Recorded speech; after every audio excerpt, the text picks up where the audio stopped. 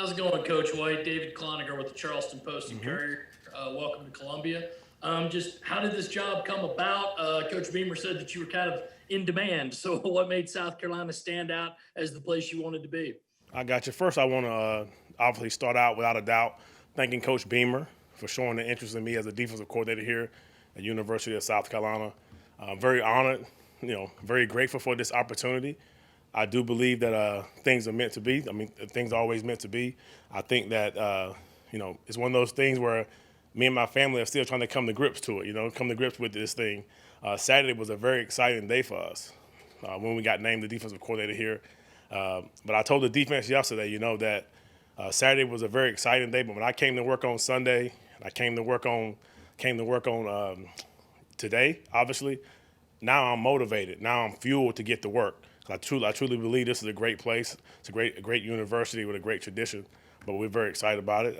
The process was, one of those. It's a regular process, and I'm just glad to be here, man. Very, very excited. Mike Yuba. Clayton, I know fans, they always get excited about this, but from a coaching standpoint, obviously you have a past of doing a 4-2-5 defense, but kind of just talk to me in terms of what you've seen from the film that you probably have watched on South Carolina through your interview process and what you kind of envision in being able to run for a base defense. I got you. So, trying to figure out the base defense before you actually see your players is kind of difficult to do. But obviously, my history, my past has been an aggressive version of a 4-2-5, a very multiple version of a 4-2-5 defense where, where we're able to do whatever we need to do and adapt to our talent that we have. Every single week, your defense is not going to be a different defense, but things may have to adjust and things may have to change. But for the most part, we base out of 4-2-5, and sometimes it may start out the game in a 4-3 or a 4-4 or a 3-4 defense. But it's a multiple aggressive scheme that allows our players to play fast. It allows our defensive line to attack up front. It allows our linebackers to be downhill and read great keys, and they have an opportunity to play fast. Our DBs are going to be up close on coverage. Our DBs are going to be, when they're blitzing, they're going to be blitzing with a purpose. So that's kind of the mindset. I think I have a great coaching staff right now that we're building, and I really do feel great about things right now as we start them. But our ultimate goal right now is just get our guys, just focus on their readiness to play. And it starts right now in January. You can't wait till the month of August or the month of May to start thinking about being ready to play a football game. So the focus on their readiness is the ultimate goal for me right now. Josh Kendall.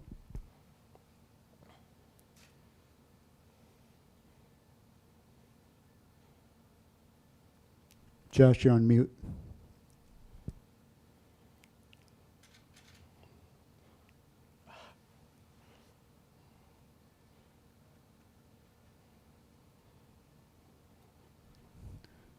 Let's go to Greg Hadley while Josh is figuring out his computer.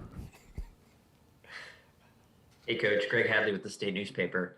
Just going back to your scheme for a sec, I was just curious if there's, a lot of 4-2-5 schemes that kind of have, a hybrid versatile role, and how do you envision that role? Is that something that's part of your defense, and is that more, say, a defensive back or a linebacker? What do you how do you kind of figure that out? That's a great question, Greg. The most important thing with the 4-2-5 is that it's another guy that can do multiple things.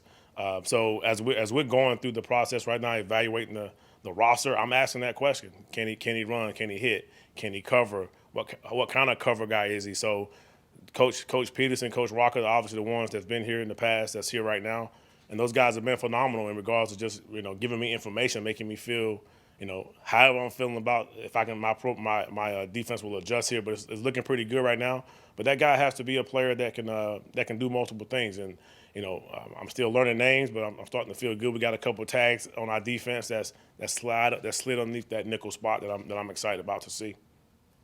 Pete Acabelli. I feel bad for Josh right now. Don't feel too bad for Josh. All right. Hey, Clayton, this is Pete Acabelli. I'm with the Associated Press here in South Carolina. What do you tell, along those similar lines to the last question, what do you tell guys, prospects, about what you expect from them as a player when they play for you? That's another good question. Well, in the recruiting process, you really have to. For me, I try my best to be as genuine as possible when I'm talking to recruits. And the first thing I tell a recruit is that, one, I'm going to care about you as a human being on and off the field.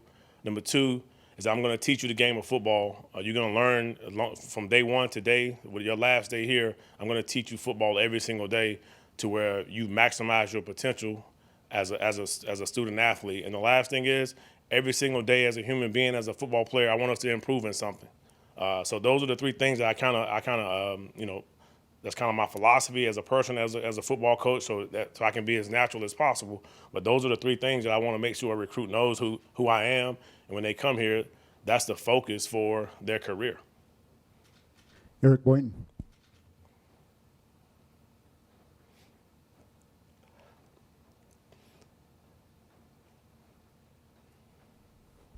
Eric? All right, let's go to Joe Gorchow.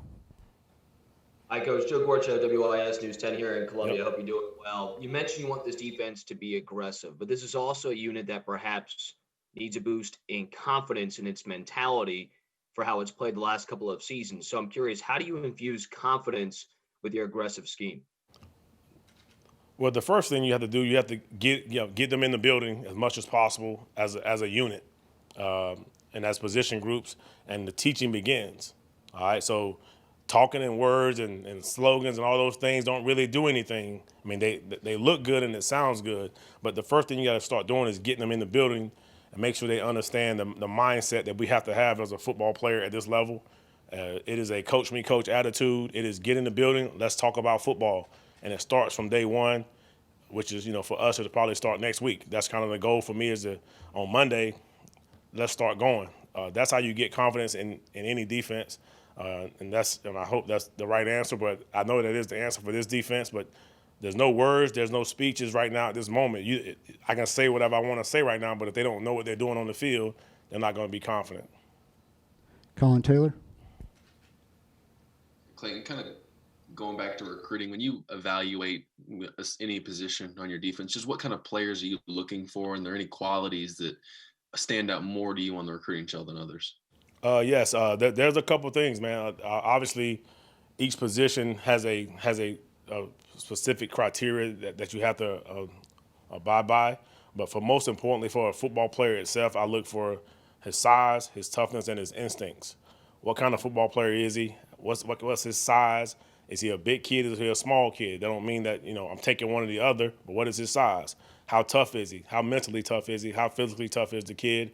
And then his overall football instincts. I think that's if you can get more of the STI kind of players, I think you guys have a better chance to be successful as a defense, because people think defense is just go run and hit, but it's really not. You got to have some IQ, some understanding of offenses, some understanding of spatial awareness and what's going on the field and offense, and most importantly. But I think that's the ultimate goal is when you're out recruiting, what's his size, his toughness, and his instincts. And then, for example, if you get into the cornerback room for me or the DB room, I look for speed, burst, and change of directions. It's very simple. They got to have those three. Mitch Brown. Was obviously you're coming from the Conference USA, where there's a lot of mid-major schools and FBS schools, or schools that transition from FBS. When you look at the offenses that you had to face, and guys like Mason Fine and North Texas and Old Dominion and UAB over the years with those prolific offenses, how do you feel like it's prepared you for the jump up to the SEC? That's a really good question. I truly believe that going to get some coaches like a Lane Kiffin, Doc Holliday, the coaches at UAB, like you said, I think just going against those brains and going against those coaches and their style of play, definitely prepared me. Those guys have made me a better coach. That was one of the last few things that I said to Lane Kiffin on the field when we played him. I said, you made me a better coordinator over my career, just going against you and how you call plays. And we had some battles. He was a tough opponent, but I think Conference USA got a person like me way more ready than what it may seem. Phil Kornblut. Okay. Hey, Coach. This is Phil Kornblut, Sports Talk Media Network here in South Carolina, and welcome to the Palmetto State. Absolutely. Just a couple of quick things. Have you given much thought as to which position you plan to coach? How much input will you have in hiring the last assistant on the defensive side?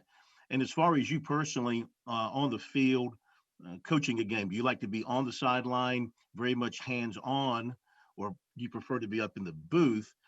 And in your mind, what's a good day on defense outside of a shutout and not allowing a yard? What's a good day on defense? So to start out with the coaching staff, obviously it's everything we do is a collaborative effort here. You know, everything's a team first type of mentality. Obviously the defensive staff, me and Coach Beamer and myself will select the final candidate for a position here. Can't really go into that right now, but and then based on who that person may be, I'm a flexible coach. You know, I play linebacker in college and in pros, and I've coached DBs most of my career. So very confident in coaching either linebackers or secondary. The second part of your question was, can you repeat that second part, please? Yes, as far as do you prefer to be on the sideline, hands-on with the guys, or up in the booth? So once again, that really depends on the next piece of our hire, and I really make that decision based on once I get to know the coaches, meaning who if there's another coach who's never been in the box and vice versa, I will obviously sacrifice whatever it takes. But in the past, I've been on the sideline coaching the defensive backs and obviously calling the plays and making sure that everything was good. And I had another guy up in the box who's kind of like my second eyes, who just got promoted to the defensive coordinator at Western. John Whittle. Hi, Coach. John Whittle from thebigspur.com. How much film have you watched on this defense? And is there anybody or a couple of guys who you've watched who you know will be back who have kind of caught your eye? And with that in mind, JJ Mbare, I think, just announced that he'd be back. What have you seen out of him and probably some limited viewing? Very limited viewing, like you said. I mean, I've studied South Carolina defense in the past. Some of the things that the defense presented, I kind of liked. So I've seen the talent up front. That's where my eyes were set at. Obviously, they had DBs in the past. I have not had an opportunity to study each player's specific traits, but I've definitely watched some of JJ's film, and that's the guy I've been the most impressed with. I've seen him the most in the building so far in my 2 days here. That's definitely part of the plan. I can't wait to evaluate each individual, who they are on the field. Rick Henry. Hey, Coach, welcome to Columbia. Rick Henry, WIS TV. When you were describing what you're looking for in a player out on the recruiting trail, I was just wondering, does that sum up the type player that you were in college and in the NFL? And also, when you look at your coaching stops, which stop or which experience really played an important role in formulating the way that you approach your job? Yep. So the very first question, I'm not quite sure. I know I had fun on the football field. I was a smart player who played multiple positions. I was a high school quarterback. I was a college safety and a college linebacker. And I was an NFL special teams player. So I kind of consider myself. I didn't have the size, but for my size, I was tough and I had instinct. So I feel like I fit that mold. I didn't last that long, but I feel like I fit that mold. And the second part of your question. Can you repeat the second part of your question? Y'all killing me with these two questions, man. Okay. When you look at your different coaching stops that you've had, is there one in particular that really plays the most important role on how you go about your job now, or just your defensive philosophy? So from a coaching style standpoint, I had some big time coaches who were very active in my development as a football coach. My first job, I was hired by Matt Rule and Jeff Collins. So that's immediate impact on your coaching career right there. Two guys. A guy by the name of Scott Shaper was very active in my development as a football coach. And then as I got into my career, I think the best thing that I've done is two things that I've done that I feel that I use every single day. Is one, I was a special teams coordinator for almost 7 to 8 years. So that's your first opportunity to get up in front of the team and present yourself and show your leadership skills. And then the second thing that I did that I think is very gratifying is I coached running backs for 2 seasons at the University of UConn. Just being on that side of the ball and seeing what defenses do, seeing what defenses like to do, and how you can attack defenses is the only reason I'm standing here today. I truly believe that. But obviously, every stop has been great. Obviously, WKU is my first time calling plays and being a coordinator. Obviously, that was a major impact, the reason why I'm standing here. But the ones that you guys may not have known about were those other ones, besides the obvious. Michael Espy. Hey, Coach. Michael Espy from ABC Columbia here in town. I don't think we saw many defenses that were just great this year. Offenses have set records now for the last, 10, 15, 20 years. It's been a trend that we've been seeing. I'm wondering why you think that is and how difficult that makes your job now coming into the SEC. Yep. Offenses definitely have taken a step, towards up a little bit. I think some defenses are catching up, and that's kind of our goal as an offseason as a defensive staff or defensive world. We talk about how can we catch up and definitely combat some of the things that our offenses are doing that, as far as getting up all these points and we coming up with ways. That's the goal. Our ultimate goal is to stop teams from scoring. I think within your scheme, you got to find a way to understand, teach your guys that them scoring points is how you lose football games, and just continue to put that into their minds. Let's go to Kate Crenshaw. Hey, Coach. Kate Crenshaw with Student Gamecock Television, the student TV station here on campus. Earlier, Coach Beamer mentioned that, you won't find a better human being in the country than you. So what are some of those things that make up you as a person? What makes you get out of bed every morning and do the things you do? I got you. That's a good one. To me, my thing is I try to be as loyal, as genuine as possible. Because to me, I think if I just do that, it's got me here, being who I am. So being honest with everybody, trusting people, and just being responsible and just being a grown man at the end of the day. Just do things right all the time, every day of your life, and good things will definitely come back to you. I think those are the main things that I kind of focus on, that make sure that, I respect everyone and just being loyal and just being who I am. Nothing really special, but I appreciate that. That's a great compliment from Coach Beamer, but that's really what the focus is about. Colin Taylor. Yeah, Clayton, I guess you've mentioned that 4-2-5 scheme and whatnot. I guess when you judge a defense and the progress it makes and how efficient it is, what are some stats that you look at? What are some metrics that you really lean on to see whether or not you're being effective defensively? The first thing is, did we win the football game? All right, did we win the football game? First thing. Second thing was, how many points did they score? All right, how many turnovers did we get? And how were we on third down and red zone? Those are the 5 things for me that I kind of like, my eyes and my mind go right to at the end of the game. And that lets me know, kind of if we had an opportunity to win, that lets me know if I gave the team the best chance to win. John Del Bianco. Hey, Coach. John Del Bianco with thebigspur.com. You're a North Carolina native. You spent a lot of time coaching in the state of North Carolina. I'm curious, how excited are you, to kind of get back to this region? And what's your recruiting history in recruiting the state of South Carolina, which has been pretty good to the Gamecocks on the defensive side of the ball? Definitely glad to be back in the Carolinas. It was kind of funny yesterday. I got a couple of text messages when it says "Welcome home." Everybody was like, "Wait a minute, you're not from South Carolina," but if you look at the big picture, the Carolinas are just one big old thing. But I'm definitely excited to be here back home, as they want to call it.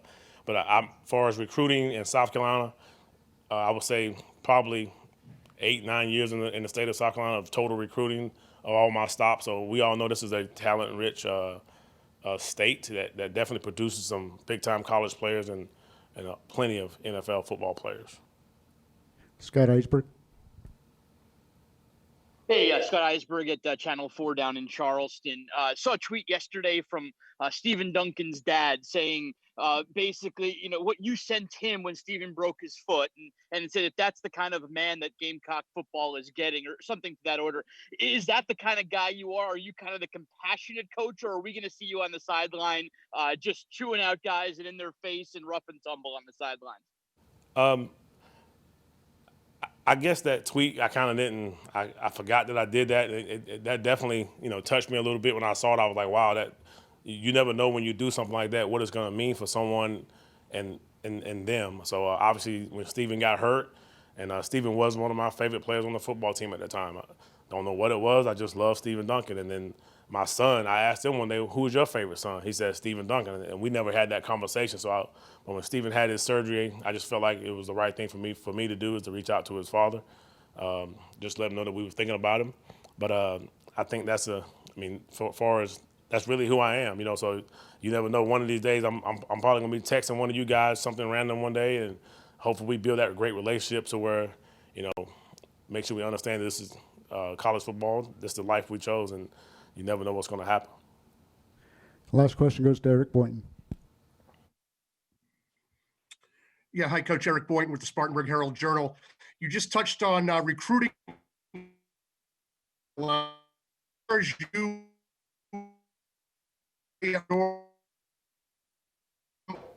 kind of almost a dream in North Carolina, and especially in the Southeastern Conference. Is this kind of like a perfect storm for you? Eric, a lot of your question was kind of broken up. I'm going to ask you, did you ask me was this like a dream stop for me? Yeah, just did you always have an eye on maybe getting back to the Carolinas a little closer to where you're from and where you went to school, and how important is that for you as far as part of taking this job? Yep. To be honest with you, I mean, I actually left my alma mater to go to be the DC at Western Kentucky, so just being close to home is kind of really not always the goal. It's always about the next opportunity and the next challenge for my coaching career. Is that going to help me become a better football coach and help a program win? And the fact that it was in the Carolinas was definitely a bonus piece, icing on the cake, as you would say. Obviously, it's a great university. One, it's a great conference. Two, then obviously the location was a huge thing for me and my family. We still have family in the Carolinas. My wife is from Florida, so that puts us closer there. We have a home in North Topsail, North Carolina, so that puts us closer there. So it was perfect. It was unbelievable. Like I said, we still coming to grips to it as a family. Like I said, when I'm at work, I'm motivated and fueled to work. When I get off today, my son's gonna still ask me where are my pictures at, where's the locker room pictures at, where all that stuff that I see on YouTube. So he want to make sure it's all real. Great question. All right, thank you, Coach. Thank you guys very much. I look forward to meeting the rest of you guys the rest of the season and the spring. Good luck with everything you guys decide to do. Thank you.